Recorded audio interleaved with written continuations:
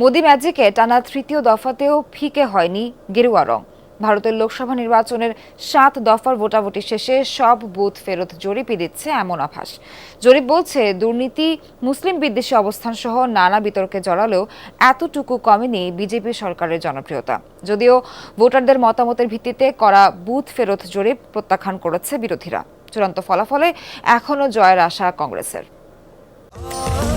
স্বাস্থ্যকর all time family cake, সব সময় অল টাইম হেলদি লাইফ। ভারতের ইতিহাসে সবচেয়ে দীর্ঘতম নির্বাচন, ৪৪ দিনের ভোট উৎসব শেষে এখন ফলাফলের অপেক্ষা। চলছে নানা জল্পনা কল্পনা। টানা তৃতীয় দফায় মোদি ম্যাজিক নাকি ক্ষমতায় ফিরবে কংগ্রেস, তা নিয়ে চলছে চুলচেরা বিশ্লেষণ। অবশ্য বিভিন্ন গণমাধ্যমের বুথ ফেরত জরিপ বলছে ভারতের মসনদে পরিবর্তনের সম্ভাবনা নেই। সবশেষ মেয়াদে বেশ বিতর্কে জড়িয়েছে ক্ষমতাসীনরা। ধারণা করা হয়েছিল দুর্নীতির অভিযোগ, মুসলিম বিদ্বেষী অবস্থানের কারণে ভাটা পড়তে পারে ক্ষমতাসীনদের জনপ্রিয়তায়। তবে ভোটাভুটি শেষে প্রকাশিত সব জরিপের ফলাফল অনুযায়ী আবারও মোদির উপরই আস্থা রাখছে ভারতীয়রা। কয়েকটি জরিপ বলছে 543 আসনের মধ্যে 400টিতেই জয় পাবে বিজেপির জোট এনডিএ। বাকি সব গণমাধ্যমের জরিপেও দাবি করা হচ্ছে এবার 360টির বেশি আসনে জিতবে এনডিএ জোট। অন্যদিকে ইন্ডিয়া জোট আসন পেতে পারে 150টির মতো। জরিপ সত্যি হলে গতবারের চেয়েও বেশি আসন পেয়ে ক্ষমতা ধরে রাখবেন নরেন্দ্র মোদী।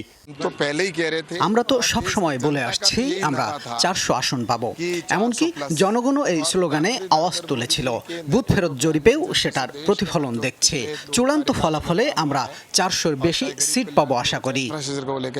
একাধিক জরিপের ফলাফল বলছে এবার বিজেপির কাছে ধরাশায়ী হচ্ছে পশ্চিমবঙ্গের প্রভাবশালী দল তৃণমূল কংগ্রেস। রাজ্যটিতে 21টির বেশি আসন পেতে পারে মোদির দল। অন্যদিকে মমতা ব্যানার্জির ভাগ্যে জুটতে পারে সর্বোচ্চ 19 আসন। অবশ্য গণমাধ্যমের এসব জরিপ প্রত্যাখ্যান করেছে বিরোধীরা। চূড়ান্ত ফলাফলে এখনও জয়ের আশা কংগ্রেসের। আমরা নির্বাচনী প্রচারণার অংশ হিসেবে গোটা ভারত ঘুরেছি। মাঠ পর্যায়ে মানুষের সাথে কথা বলার কারণে বাস্তবতা সম্পর্কে বেশ ভালোই ধারণা আছে আমাদের। এসব জরিপ সম্পূর্ণ অবৈজ্ঞানিক ধারণার ভিত্তিতে তৈরি। গত বছর অনেক রাজ্যে জরিপের ফলাফল ভুল হয়েছে।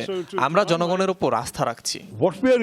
মূলত ভোট দেওয়ার পর কেন্দ্রে ভোটারদের সাথে কথা বলে করা হয় এই জরিপ। তবে বুথ ফেরত জরিপের পূর্বাভাস ভুল হওয়ার নজিরও রয়েছে।